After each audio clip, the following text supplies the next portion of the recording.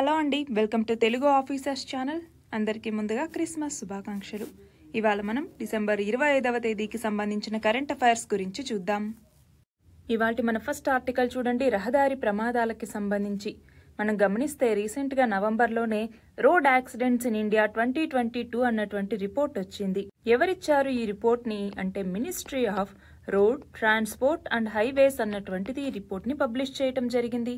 అయితే ఈ రిపోర్ట్ ప్రకారం ఏమని చెప్పారు అంటే నెంబర్ ఆఫ్ యాక్సిడెంట్స్ పెరుగుతున్నాయి. అంతేకాదు మనం గమనిస్తే రోడ్ యాక్సిడెంట్ డిస్ట్రిబ్యూషన్ కి సంబంధించి చూస్తే అంటే రోడ్ యాక్సిడెంట్స్ లో ఏ రోడ్స్ లో ఎక్కువగా జరుగుతోందనేసి చూస్తే నేషనల్ హైవేస్ అలాగే ఎక్స్ప్రెస్ వేస్ ఏవైతే ఉంటాయో అందులోనే 32.9% ఈ యాక్సిడెంట్స్ అనేవి జరుగుతున్నాయి.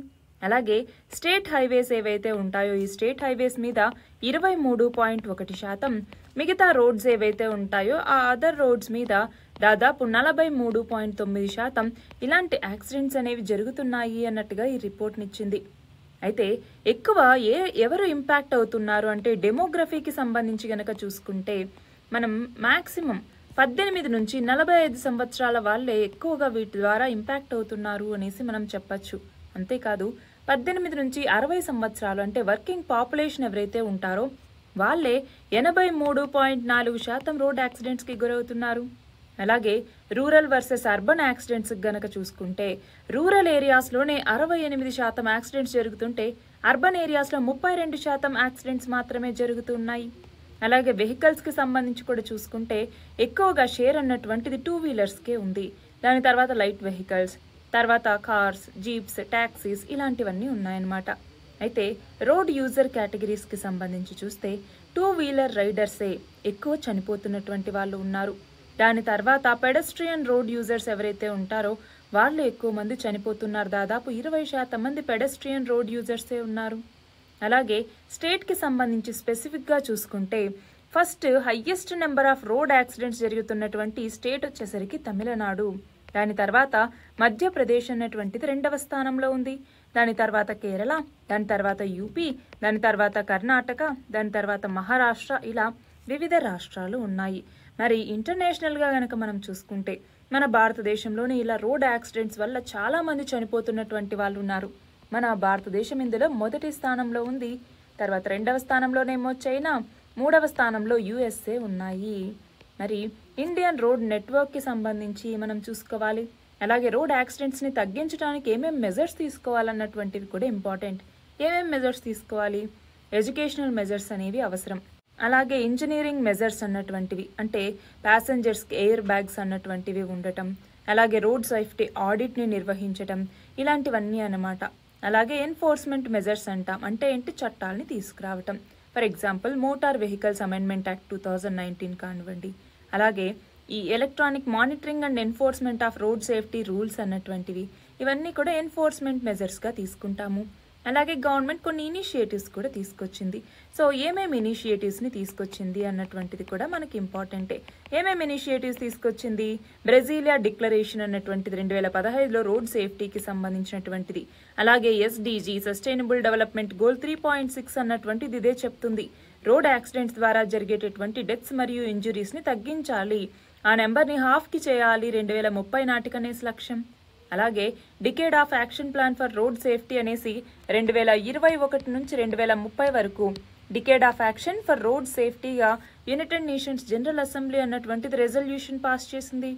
అలాగే మన భారతదేశంలో అయితే ఇందాక చెప్పుకున్నట్టుగా మోటార్ వెహికల్స్ అమెండ్మెంట్ యాక్ట్ 2019 అనేసి, అలాగే the carriage by road act 2007 అనేసి, national highways land and traffic act 2000 అనేసి, national highways authority of India NHAI act 1998 అనేసి ఇలా వివిధ చట్టాలు మన దేశంలో అమలవుతున్నాయి. మన నెక్స్ట్ ఆర్టికల్ చూడండి. ప్రవాసులు అంటే మన దేశానికి సంబంధించినటువంటి వాళ్ళు వేరే దేశాల్లో ఉంటూ అక్కడి నుంచి ఇక్కడికి ఫండ్స్ ని పంపిస్తూ ఉంటారు, మనీని పంపిస్తూ ఉంటారు. దాన్నే మనం ఏమని పిలుస్తాము? రెమిటెన్సెస్ అనేసి పిలుస్తూ ఉంటాము. అయితే ఈ రెమిటెన్సెస్ ని మన భారతదేశమే అత్యధికంగా పొందుతోంది ప్రపంచంలోనే. రీసెంట్ గా వరల్డ్ బ్యాంక్ ఏమని చెప్పింది?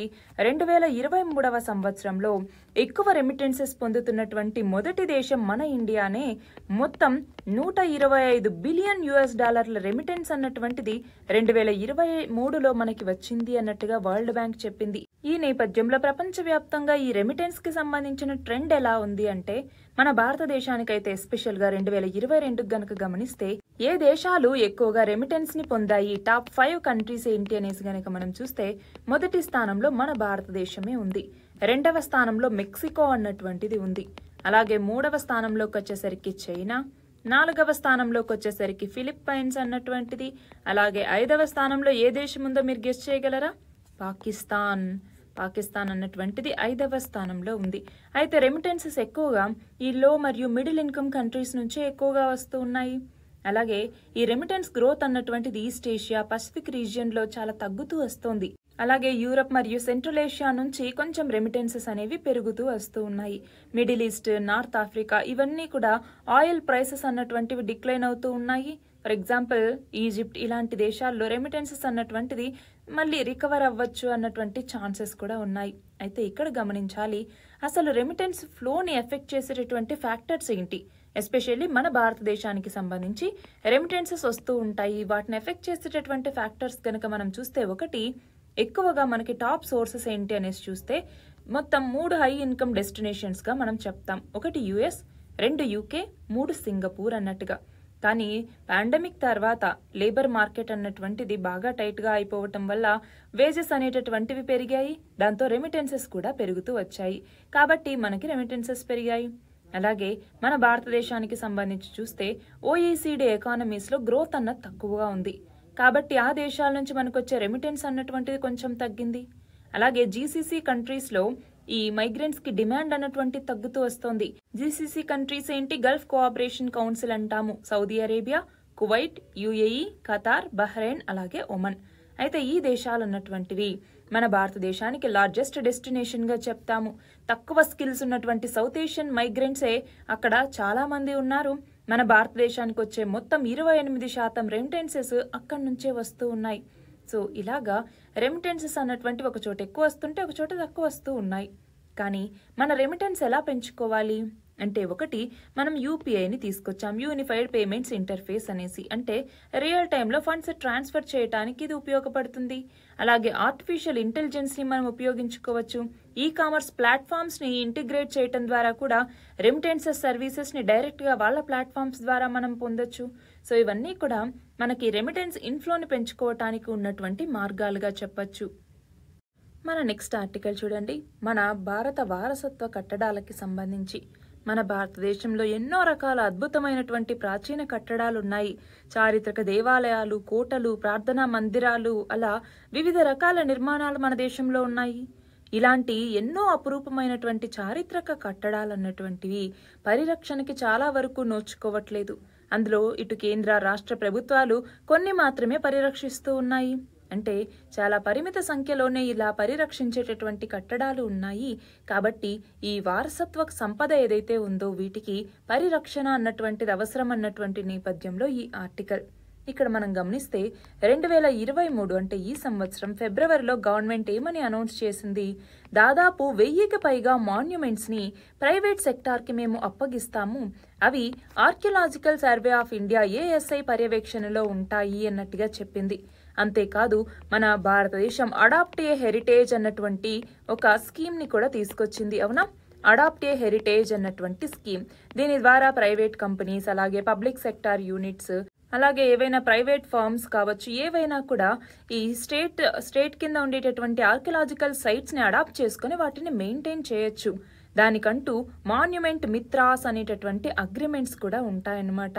అయితే ఇక్కడ మనం గమనిస్తే దాదాపు 2023 ఆగస్టు 15కి దాదాపు 500 ప్రొటెక్టెడ్ సైట్స్ ని ఇలా అడాప్ట్ చేయాలి అన్నట్టుగా గవర్నమెంట్ లక్ష్యంగా పెట్టుకుంది.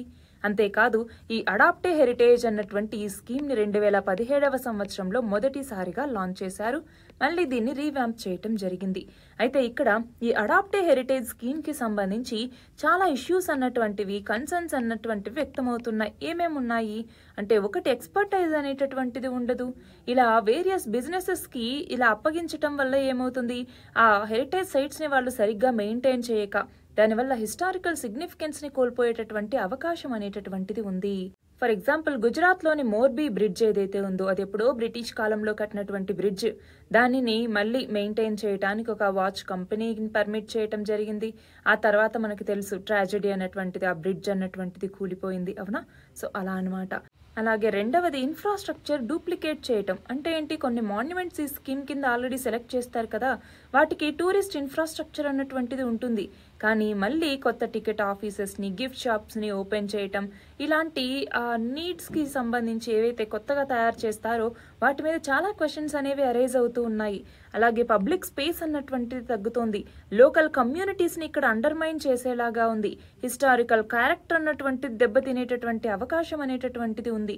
అలాగే మాన్యుమెంట్స్ని చాలా వరకు హోటల్స్గా కన్వర్ట్ చేసేటటువంటి అవకాశాలు కూడా ఉన్నాయి. ఫర్ ఎగ్జాంపుల్ చునార్ పోర్ట్ అన్నటువంటిది, ఇవన్నీ కూడా అన్నమాట. సో వీటి నేపథ్యంలో ఈ ఇష్యూస్ అన్నీ ఉన్నాయి కాబట్టి వీటిని రిజాల్వ్ చేయాలి. అది కాకుండా మనకి హెరిటేజ్ ప్రొటెక్షన్కి సంబంధించి ఇంకా ఇష్యూస్ ఉన్నాయి. ఏమేంటి, ట్రైన్డ్ మ్యాన్ పవర్ లేదు మన దగ్గర, అలాగే ఇన్ఫ్రాస్ట్రక్చర్ సరిగ్గా లేదు, అలాగే ఇన్ఫర్మేషనలైజేషన్ సిస్టమ్ అన్నటువంటిది సరిగ్గా లేదు, అవేర్నెస్ అన్నటువంటిది సరిగ్గా లేదు, ఎన్విరాన్మెంటల్ పొల్యూషన్ ఒకటి, ఫండింగ్ ప్రాబ్లమ్స్ అనేవి ఉన్నాయి, అలాగే ఎక్స్కవేషన్కి సంబంధించి, ఎక్స్ప్లోరేషన్కి సంబంధించి మెకానిజం అన్నటువంటిది చాలా అవుట్డేటెడ్గా ఉంది. సో ఇష్యూస్ అన్నింటినీ ముందు రిజాల్వ్ చేసుకోవాలి. దానికోసం సిటిజన్స్లో అవేర్నెస్ అనేది తీసుకురావాలి. అలాగే ట్రేడర్స్కి ఫండ్స్ని డొనేట్ చేసేలాగా ఎంకరేజ్ చేయాలి. అలాగే సిఎస్ఆర్ ఫండ్స్ని ఎక్విప్మెంట్ని పర్చేస్ చేసేందుకు కూడా యూజ్ చేయాల్సిన అవసరం ఉంది. నెక్స్ట్ ఆర్టికల్ చూడండి. నిన్నటి రోజున జాతీయ వినియోగదారుల హక్కుల దినోత్సవం. ఎప్పుడు? డిసెంబర్ 24వ తేదీన. ఏంటి జాతీయ వినియోగదారుల హక్కుల దినోత్సవం? మనం చూస్తే 1986వ సంవత్సరం డిసెంబర్ 24వ తేదీన వినియోగదారుల రక్షణ చట్టం అనేది మన దేశంలో అమల్లోకి వచ్చింది. అందుకే మనం ప్రతి సంవత్సరం డిసెంబర్ 24ని జాతీయ వినియోగదారుల హక్కుల దినోత్సవంగా జరుపుకుంటాము. అయితే ఇప్పుడేమో టెక్నాలజీ అన్నటువంటిది పెరుగుతోంది. దాంతో డిజిటల్ లావాదేవీలు, ఆన్లైన్ ట్రాన్సాక్షన్స్, టెలిమార్కెటింగ్ ఇలాంటివన్నీ అందుబాటులోకి వచ్చాయి, అవునా? దాంతో ఇప్పుడు వినియోగదారుల కోసం కేంద్ర ప్రభుత్వం పాత చట్టం స్థానంలో 2019లో కొత్త చట్టాన్ని తీసుకురావటం జరిగింది. 2020వ సంవత్సరం జూలై 20 నుంచి ఇది అమల్లోకి వచ్చింది. అయితే ఇక్కడ నినాదం ఏంటి అంటే వినియోగదారుడా మేలుకో అన్నటువంటిది. ఈ నినాదంతోనే వినియోగదారుల వ్యవహారాలు, ఆహారం, ప్రజా పంపిణీ మంత్రిత్వ శాఖ ఏదైతే ఉంటుందో దీని ఆధ్వర్యంలో వినియోగదారుల కోసం చాలా కార్యక్రమాలు నిర్వహిస్తూ ఉంటారు. అయితే ఇక్కడ మనం చూస్తే దీని కింద ప్రొవిజన్స్ ఏంటి అంటే జిల్లా స్థాయిలో కన్స్యూమర్ ప్రొటెక్షన్ కమిషన్ అన్నటువంటిది ఏర్పాటు చేస్తారు. ఒకవేళ మన వస్తు సేవల్లో లోపాలు జరిగితే ఇందులో ఫిర్యాదు చేయొచ్చు. న్యాయవాది సహాయం లేకుండా నేరుగా మనమే ఫిర్యాదు చేయొచ్చు. అంతేకాదు 5 లక్షల రూపాయల విలువైనటువంటి వస్తు సేవల వరకు సంబంధించినటువంటి కేసుల్లో ఎలాంటి కోర్టు ఫీజు కూడా మనం చెల్లించక్కర్లేదు. అలాగే చట్ట ప్రకారం కేసు నమోదైనటువంటి 120 రోజుల లోపలే తీర్పులు కూడా ఇవ్వటం జరుగుతుంది. ఒకవేళ జిల్లా వినియోగదారుల కమిషన్ తీర్పు మీద మనకి సాటిస్ఫాక్షన్ లేదు అనిపిస్తే అప్పుడు రాష్ట్ర కమిషన్లో మనం ఫిర్యాదు చేసుకోవచ్చు, అంటే అపీల్ చేసుకోవచ్చు. అంతేకాదు మన దేశంలో ఎక్కడ వస్తువు కొన్నా, ఎక్కడ సేవా లోపం ఉన్నా మనం నివసించేటటువంటి లేదా ఉద్యోగం చేసే జిల్లా కమిషన్లోనే మనం ఫిర్యాదు చేయొచ్చు. మనం గమనిస్తే ఇక్కడ 50 లక్షల విలువైన వస్తు సేవలకు సంబంధించినంత వరకు కూడా జిల్లా స్థాయిలో విచారణ అనేది జరుగుతుంది. ఒకవేళ 50 లక్షల నుంచి 2 కోట్ల వరకు ఉంటే అది రాష్ట్ర కమిషన్లో విచారిస్తారు. 2 కోట్ల కన్నా ఎక్కువ విలువైనటువంటిది ఉంటే అప్పుడు జాతీయ వినియోగదారుల కమిషన్ని మనం ఆశ్రయించాల్సి ఉంటుంది. అయితే ఫోన్లో కూడా మనం దీనికి సంబంధించి ఫిర్యాదు చేయొచ్చు. కానీ వస్తువు కొనేటప్పుడు ఉన్నటువంటి బిల్లు లేదా రసీదు లేదా ఆన్లైన్ పేమెంట్ చేసిన తర్వాత ఇన్వాయిస్లు, ఐడీలు వీటిని మనం భద్రపరచుకోవాలి. ఎందుకు అంటే ఫిర్యాదు సమయంలో వాటిని మనం సమర్పించాల్సి ఉంటుంది. ఇవన్నీ కూడా ఈ కొత్త వినియోగదారుల చట్టంలో ఉన్నటువంటి ప్రొవిజన్స్ గా మనం చెప్పొచ్చు. మన నెక్స్ట్ ఆర్టికల్ చూడండి. ఇజ్రాయెల్ కి హమాస్ కి మధ్య యుద్ధం అనేది జరుగుతోంది. ఆ నేపథ్యంలోనే యెమెన్ కి సంబంధించినటువంటి హౌతీలు ఇజ్రాయెల్ మీద దాడులు చేయటం, అలాగే ఎర్ర సముద్రం నుంచి వస్తున్నటువంటి ఓడల్ని, నౌకల్ని ధ్వంసం చేయటం లేదా హైజాక్ చేయటం ఇలాంటివన్నీ జరుగుతున్నటువంటి నేపథ్యంలో ప్రపంచ రవాణా అన్నటువంటిది దీనివల్ల చాలా ఎఫెక్ట్ అయ్యేటటువంటి ప్రమాదం ఉంది. ఇది అంతర్జాతీయ వాణిజ్యం మీదే ప్రభావం చూపిస్తుంది అన్నటువంటి నేపథ్యంలో అసలు ఎవరు ఈ హౌతీలు అనేసి చూస్తే జైదీ షియాలు, హౌతీ తెగకు చెందినటువంటి వాళ్ళ హక్కుల కోసం 1990లో హౌతీ గ్రూప్ అన్నటువంటిది ఏర్పాటు చేయటం జరిగింది. అయితే వీళ్ళు పశ్చిమాసియాలో అమెరికా, ఇజ్రాయెల్ వీళ్ళ పెత్తనాన్ని వీళ్ళు వ్యతిరేకిస్తూ ఉంటారు. అందుకే ఇప్పుడు ఇజ్రాయెల్ మీద కూడా వీళ్ళు దాడులు చేస్తూ ఉన్నారు. అయితే పశ్చిమ యెమెన్ ఈ గ్రూప్ కి కేంద్రంగా పనిచేస్తోంది.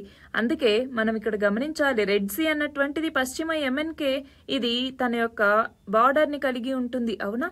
సో ఒకసారి మ్యాప్ అన్నటువంటి దీనికి సంబంధించి చూస్తే మనకి క్లారిటీ వస్తుంది. అలాగే ఇరాన్ తో పాటు ఈ ప్రాంతంలో ఉన్నటువంటి ఇస్లామిక్ గ్రూపులు హౌతీ రెబల్స్ కి మద్దతుగా ఉంటాయి. అయితే ప్రస్తుతం ఈ హౌతీ గ్రూప్ కి అబ్దుల్ మాలిక్ అల్ హౌతీ ఇతను అధ్యక్షుడిగా ఉన్నారు. అయితే ఇప్పుడు ఎర్ర సముద్రంకి సంబంధించినటువంటి బాబ్ ఎల్ మండబ్ అన్నటువంటిది అక్కడున్న జలసంధి. అవునా? అయితే ఈ బాబ్ ఎల్ మండబ్ మీద హౌతీ రెబల్స్ కి చాలా ఆధిపత్యం అనేది ఉంది.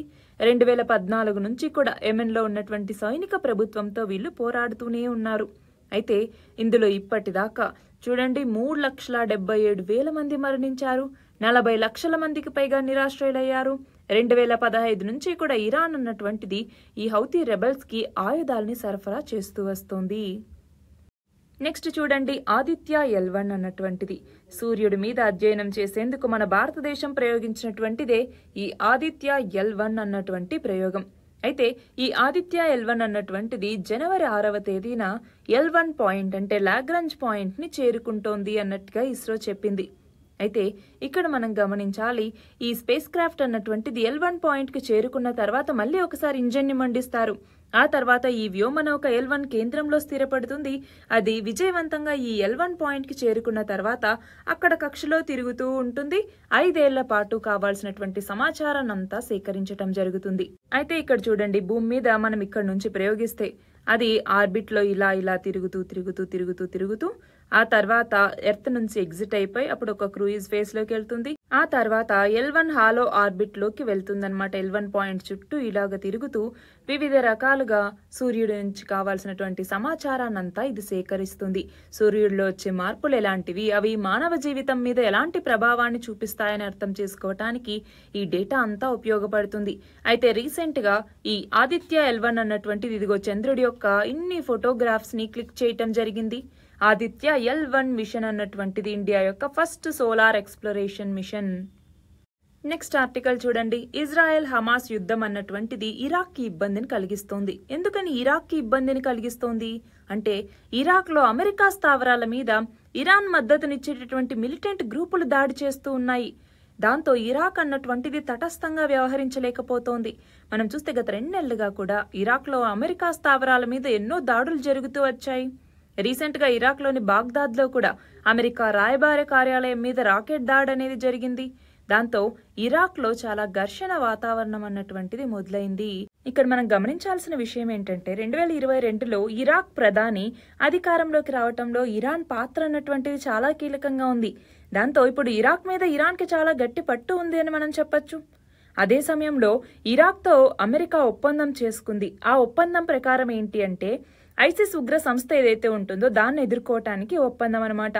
దీని ప్రకారం ఇరాక్ లో 2,000 మంది అమెరికా సైనికులు ఉన్నారు. అంతేకాకుండా అటు ఇరాన్ నుంచి విద్యుత్ కొనుగోలు చేసేలాగా ఆంక్షల్ని సడలించే ఒప్పందాన్ని అమెరికాతో ఇరాక్ అన్నటువంటిది కుదుర్చుకుంది.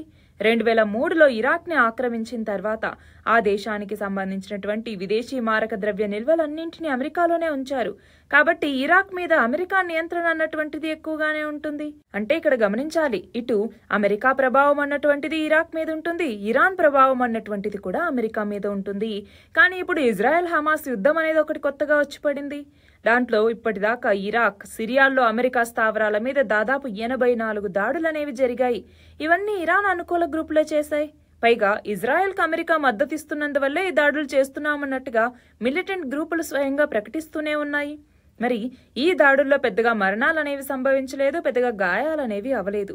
కానీ ఇక్కడ గమనించాలి, మిలిటెంట్ దాడుల్ని ఇరాక్ ప్రధాని ఖండిస్తూ ఉంటే అదే సమయంలో అమెరికా ప్రతి దాడులు కూడా మా దేశ సార్వభౌమత్వాన్ని ఉల్లంఘించటమే అన్నట్టుగా ఇతను చెప్తూ ఉన్నారు. ఒకవైపు యుద్ధాన్ని విస్తరించకూడదు అన్నటువంటిది లక్ష్యంగా, ఇటు అమెరికా మరియు ఇరాన్ కి అనుకూలంగా ఇరాక్ అన్నటువంటిది వ్యవహరిస్తోంది అన్నట్టుగా ఈ ఆర్టికల్. మన నెక్స్ట్ ఆర్టికల్ చూడండి, PwC అన్నటువంటిది ఒక నివేదికను ఇచ్చింది. ఏమని, భారతీయ సంస్థలు సైబర్ దాడులు అతిపెద్ద ముప్పుగా ఉన్నాయి అన్నట్టుగా అభిప్రాయపడుతున్నాయి అన్నటువంటిది. మరి ఆ నేపథ్యంలో మనకి సైబర్ అటాక్స్, ఈ మధ్య సైబర్ అటాక్స్ అన్నటువంటివి పెరుగుతూ ఉన్నాయి. అవునా, ప్రతి చోట సైబర్ అటాక్స్ అనేవి జరుగుతూ ఉన్నాయి. మరి దీన్ని దృష్టిలో ఉంచుకుని సైబర్ సెక్యూరిటీ లేదా సైబర్ భద్రత అంటాం, ఈ సైబర్ సెక్యూరిటీ మీద ప్రభుత్వం దృష్టి సారించాల్సినటువంటి అవసరం అనేది ఉంది. అయితే మన భారతదేశంలో ఈ సైబర్ స్పేస్ కి సంబంధించినటువంటి అథారిటీ ఏది అంటే Indian computer emergency response team అన్నటువంటిది మన దేశంలో సైబర్ సెక్యూరిటీ, సైబర్ థ్రెట్స్, ఇలా సైబర్ స్పేస్ కి సంబంధించినటువంటి ప్రతిదీ చూసుకుంటుంది. వార్నింగ్స్ అనేవి ఇవ్వటం, జాగ్రత్తలు ఇవ్వటం, గైడ్ లైన్స్ ని ప్రిపేర్ చేయటం, ఇవన్నీ కూడా ఈ కంప్యూటర్ ఎమర్జెన్సీ రెస్పాన్స్ టీమ్ అన్నటువంటిదే చేస్తుంది. నెక్స్ట్ చూడండి, పార్లమెంటరీ స్టాండింగ్ కమిటీ ఏం చెప్పింది?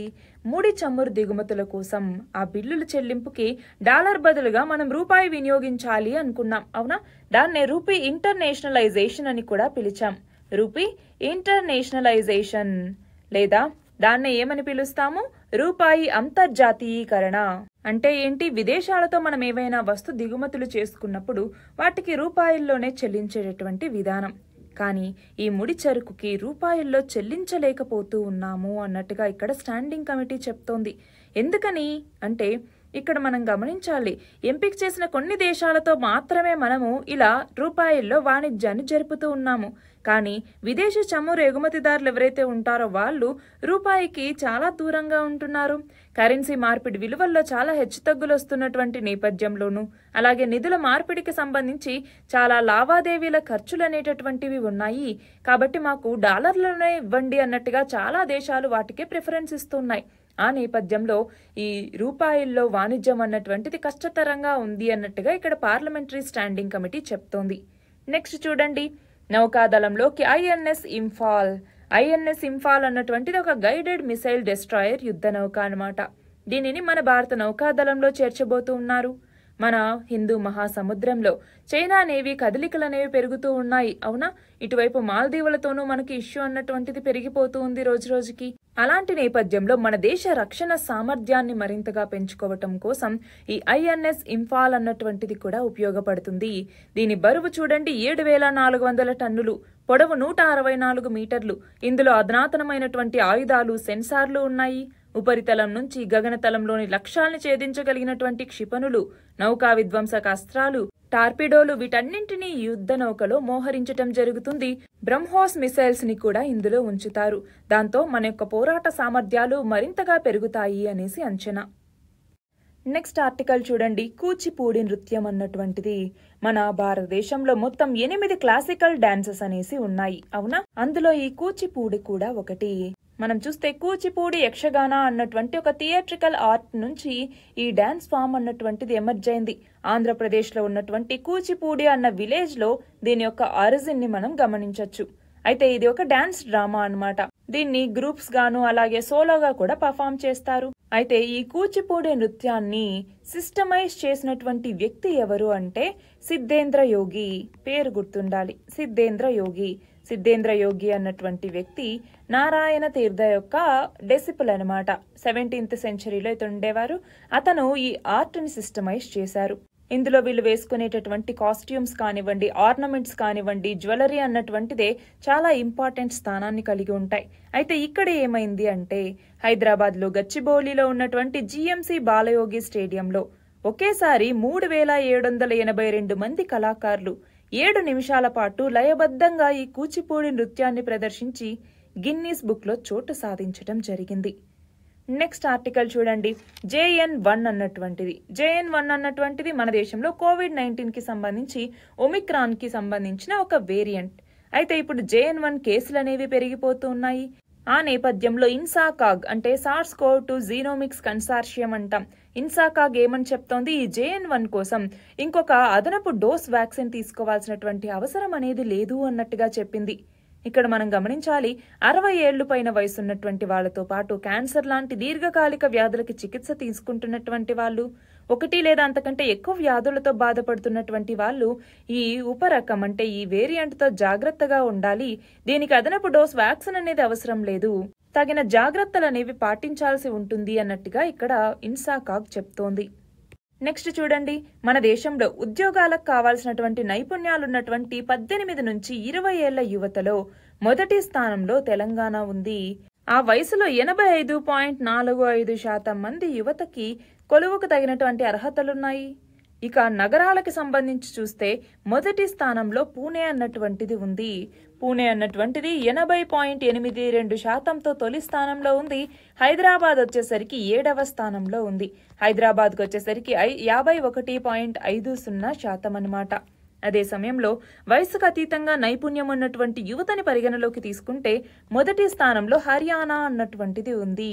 హర్యానాలోకి వచ్చేసరికి 76.47% ఉద్యోగ నైపుణ్యాలనేవి ఉన్న యువత ఉన్నారు. తెలంగాణ వచ్చేసరికి ఇందులో 6వ స్థానంలో ఉంది. చూడండి, 18 నుంచి 21 వయసు వాళ్ళలో అత్యధిక ఉద్యోగ నైపుణ్యం ఉన్న తొలి 10 రాష్ట్రాల్లో మొదటి స్థానంలో తెలంగాణ ఉంటే ఆంధ్రప్రదేశ్ 4వ స్థానంలో ఉంది. గుర్తుంచుకోవాలి.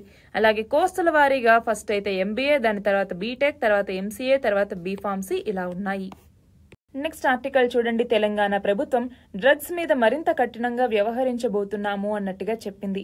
మరి ఈ నేపథ్యంలో మనకి డ్రగ్స్ కి సంబంధించినటువంటి ఇనిషియేటివ్స్ ఏంటి అన్నట్టుగా తెలియాలి. అందులో ముఖ్యంగా మనం చెప్పుకునేటటువంటిది ఏంటి, నషా ముక్త్ భారత్ అభియాన్ అన్నటువంటిది. నషా ముక్త్ భారత్ అభియాన్ లేదా డ్రగ్ ఫ్రీ ఇండియా క్యాంపైన్ అనేసి పిలుస్తూ ఉంటాం. డ్రగ్ ఫ్రీ ఇండియా క్యాంపైన్ అన్నటువంటిది 2020వ సంవత్సరంలో ఆగస్టు 15వ తేదీన ఈ క్యాంపైన్ ని లాంచ్ చేశారు. దీని ద్వారా మన భారతదేశాన్ని ఈ డ్రగ్స్ రహిత దేశంగా మార్చాలన్నటువంటిది లక్ష్యం.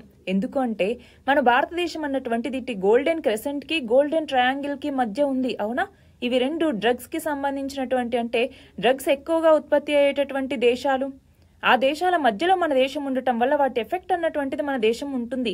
ఎందుకని మన దేశం గుండా ఈ డ్రగ్స్ ని తరలించాలి అన్నటువంటి ఎన్నో రకాల ప్రయత్నాలు అనేవి జరుగుతూ ఉంటాయి. అవునా, ఆ నేపథ్యంలో డ్రగ్స్ ని సమూలంగా తీసివేయాలి అన్నటువంటిది మన దేశం లక్ష్యంగా పెట్టుకుంది. అందులో భాగంగానే తెలంగాణ ప్రభుత్వం కూడా ఈ డ్రగ్స్ కి సంబంధించి మేము కఠిన చర్యలు తీసుకుంటాం అన్నట్టుగా చెప్పారు. అలాగే గిగ్ కార్మికుల కోసం తెలంగాణ ప్రభుత్వం ప్రత్యేక బిల్లుని రాబోయే బడ్జెట్ సమావేశాల్లో ప్రవేశపెట్టబోతోంది. దీని ప్రకారం ఏంటి అంటే జొమాటో, స్విగ్గీ, అలాగే మనకి ఈ ఓలా, ఉబర్ వీటిల్లో పనిచేసేటటువంటి వాళ్ళు ఎవరైతే ఉంటారో వాళ్ళు, అంటే ఈ గిగ్ వర్కర్లు ఎవరైతే ఉంటారో వాళ్ళకి 5 లక్షల రూపాయల ప్రమాద బీమా, 10 లక్షల రూపాయల వరకు ఉచిత వైద్యాన్ని అందించటం జరుగుతుంది. మనం చూస్తే రాజస్థాన్లో ఈ గిగ్ వర్కర్లకు సంబంధించి చట్టం చేయటం జరిగింది. అవునా, దాన్ని అధ్యయనం చేసే తెలంగాణ ప్రభుత్వం కూడా ఇలా గిగ్ కార్మికుల కోసం ప్రత్యేక బిల్లుని మేము ప్రవేశపెట్టబోతున్నాం అన్నట్టుగా చెప్పటం జరిగింది. నెక్స్ట్ చూడండి. కేంద్ర పన్నుల్లో వాటా కింద ఆర్థిక శాఖ ఫినాన్స్ మినిస్ట్రీ 28 రాష్ట్రాలకి మొత్తం 72,961.21 కోట్లు విడుదల చేసింది. అందులో ఏపీకేమో 2,952.74 కోట్లు, తెలంగాణకేమో 1,533.64 కోట్లు ఇవ్వటం జరిగింది. నెక్స్ట్ చూడండి. ఇక నుంచి కొత్త మరియు పాత పార్లమెంట్ భవనాల యొక్క సమగ్ర రక్షణ బాధ్యతల్ని కేంద్ర పారిశ్రామిక భద్రతా దళం లేదా CISF అంటాం, సెంట్రల్ ఇండస్ట్రియల్ సెక్యూరిటీ ఫోర్స్ అనేసి ఈ CISF కి అప్పగిస్తున్నట్టుగా కేంద్ర ప్రభుత్వం ప్రకటించింది. మనకి విమానాశ్రయాల్లో ఎలా అయితే తనిఖీలు చేస్తారో అలానే పార్లమెంట్ లో కూడా భద్రతని కట్టుదిట్టం చేయబోతున్నారు. ప్రస్తుత పార్లమెంట్ భద్రతా సేవలు, అలాగే ఢిల్లీ పోలీసులు, పార్లమెంట్ విధుల్లో ఉండే CRPF పోలీసులు వీళ్ళంతా కూడా ఇప్పుడు CISF కింద పనిచేయటం జరుగుతుంది. నెక్స్ట్ చూడండి. 2023 అక్టోబర్లో ఒకే నెలలో 16 మిలియన్ మెట్రిక్ టన్నుల సరుకుని రవాణా చేసి వార్తల్లో నిలిచిన ఓడరేవు ఏది అంటే ముంద్రా ఓడరేవు అన్నటువంటిది గుజరాత్లో ఉంది. అలాగే WHO 2023 గ్లోబల్ టీబీ నివేదిక ప్రకారం 2022లో ప్రపంచంలో అత్యధికంగా క్షయ కేసులు ఏ దేశంలో నమోదయ్యాయి అంటే మన భారతదేశంలోనే. ప్రపంచవ్యాప్తంగా ఉండే క్షయ కేసుల్లో అంటే ట్యూబర్క్యులోసిస్, టీబీ కేసుల్లో 27% మన భారతదేశంలోనే నమోదయ్యాయి. అలాగే international cyber security and policing conference యొక్క 16వ సదస్సు మన భారతదేశంలో ఏ రాష్ట్రంలో నిర్వహించారు అంటే కేరళలో. ఇన్ఫర్మేషన్ సెక్యూరిటీ రీసెర్చ్ అసోసియేషన్ లేదా ISRA అంటాము. ఈ ISRAతో కలిసి కేరళ రాష్ట్ర ప్రభుత్వం ఈ సదస్సును నిర్వహించింది. నెక్స్ట్ చూడండి. డేనియల్ నొబోవా రీసెంట్ గా ఏ దేశ అధ్యక్షుడిగా ఎన్నికయ్యారు అంటే ఈక్వెడార్. వరల్డ్ ఫుడ్ ఇండియా 2023 సదస్సుని ఇటీవల న్యూఢిల్లీలోని భారత్ మండపంలో నిర్వహించారు. అయితే దీన్ని ప్రారంభించింది ఎవరు అంటే ప్రధాని నరేంద్ర మోదీ. అయితే 2017లో తొలిసారిగా ఈ వరల్డ్ ఫుడ్ ఇండియాని నిర్వహించారు. అయితే ఇప్పుడు మళ్ళీ 2022లో రెండవసారి దీన్ని నిర్వహించడం జరిగింది. అయితే మన దేశాన్ని food basket of the world లేదా ప్రపంచ ఆహార బుట్టగా రూపొందించే లక్ష్యంతో ఈ సదస్సును నిర్వహించారు. ఈ సదస్సు యొక్క థీమ్ ఏంటి అంటే sustainable development processing for prosperity అన్నటువంటిది ఈ సదస్సు యొక్క థీమ్. నెక్స్ట్ చూడండి, ఫ్రాన్స్ అధ్యక్షుడైనటువంటి ఇమాన్యుయల్ మెక్రాన్ ఈయన 2024 మన భారతదేశ గణతంత్ర వేడుకలకి ముఖ్య అతిథిగా హాజరవ్వబోతూ ఉన్నారు. మనం చూస్తే 2023 జూలైలో ప్యారిస్ లో జరిగినటువంటి బాస్టిల్ డే పరేడ్ లో మన దేశ ప్రధాని ముఖ్య అతిథిగా పాల్గొన్నారు. ఈయన నెక్స్ట్ ఇయర్ గణతంత్ర దినోత్సవాలకి మన దేశానికి ముఖ్య అతిథిగా రాబోతున్నారు. చివరిగా భారత స్టార్ షట్లర్ అయినటువంటి పివి సింధు, ఈమె 2023లో అత్యధికంగా ఆర్జించినటువంటి మహిళా అథ్లెట్ల జాబితాలో చోటు దక్కించుకుంది. మనం చూస్తే ఫోర్బ్స్ అన్నటువంటిది ఒక లిస్ట్ ఇస్తే అందులో 59 కోట్ల రూపాయలతో అమెరికా జిమ్నాస్ట్ అయినటువంటి సిమోన్ బైల్స్ ఈమెతో కలిసి 16వ స్థానంలో నిలిచింది. మనం చూస్తే దాదాపు 198 కోట్ల ఆదాయంతో టెన్నిస్ స్టార్ అయినటువంటి ఇగా స్వైటెక్ ఈమె మొదటి స్థానంలో ఉంది. అయితే 2022లో పివి సింధు 12వ స్థానాన్ని సాధిస్తే ఈసారి 16వ స్థానాన్ని సాధించింది. ఇవి ఇవాల్టి important articles. All the very best and thank you very much.